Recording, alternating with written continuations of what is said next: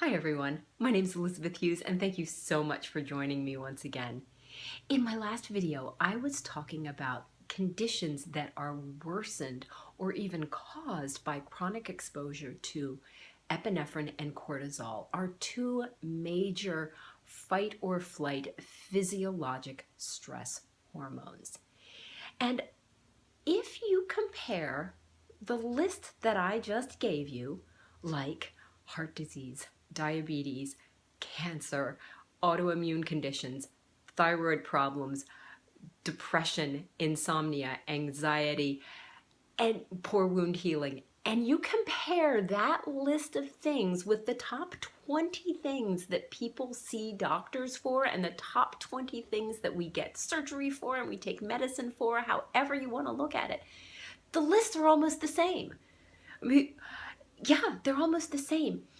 And what's funny is that the medical establishment has blinders on and cannot see the connection between the biologic facts that you can quiz any medical student on. They know this stuff, and how it's actually showing up in the world. There's a disconnect.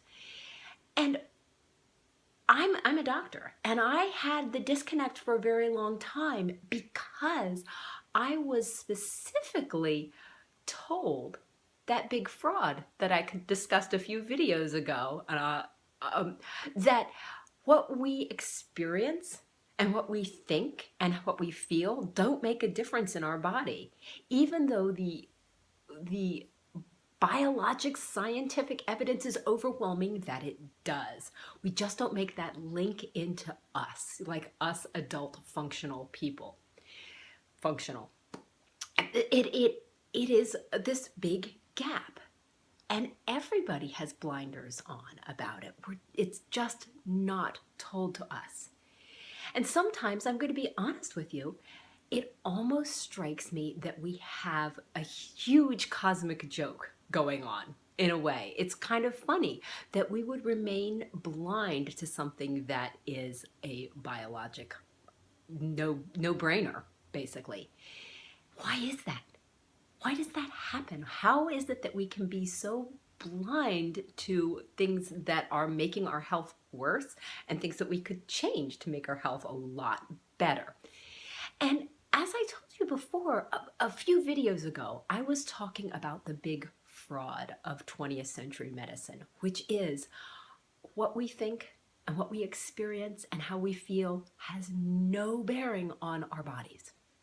Like there's a disconnect. There's like, nobody wants to recognize that.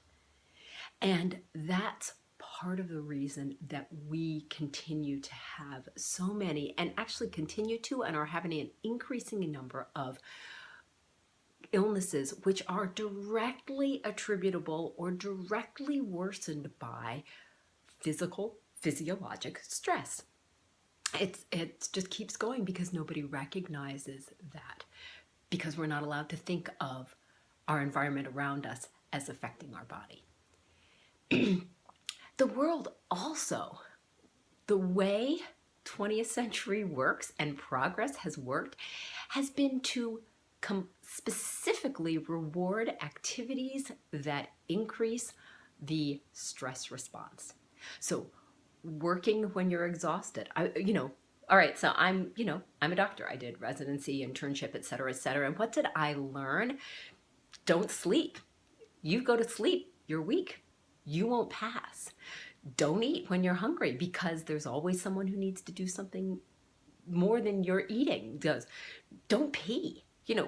Go 12 hours in the middle of an operation without, being able to take care of yourself.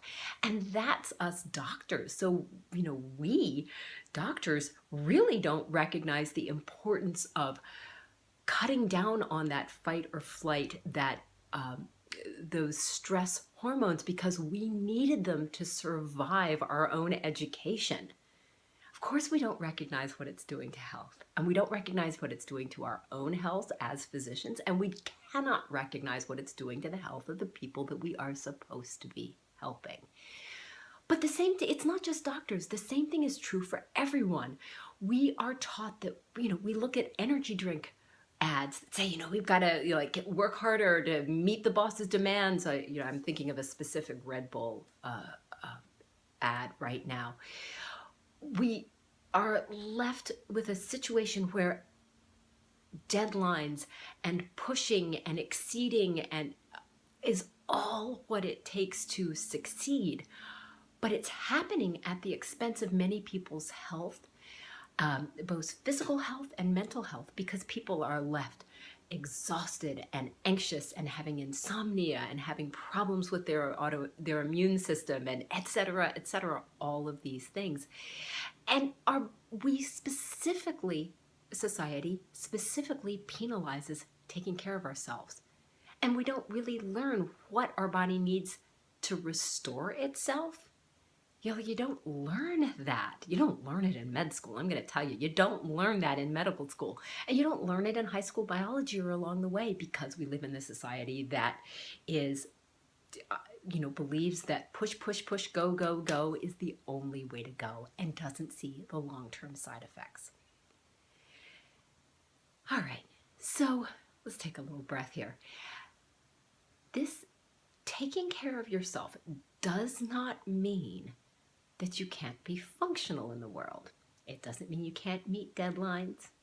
It doesn't mean that you can't have ambitions or accomplish anything or create something. In fact, the most creative, accomplished people have usually found a way to do that without invoking the stress response, without throwing their bodies into fight or flight, but working from a place where they can care for themselves along with functioning in the world.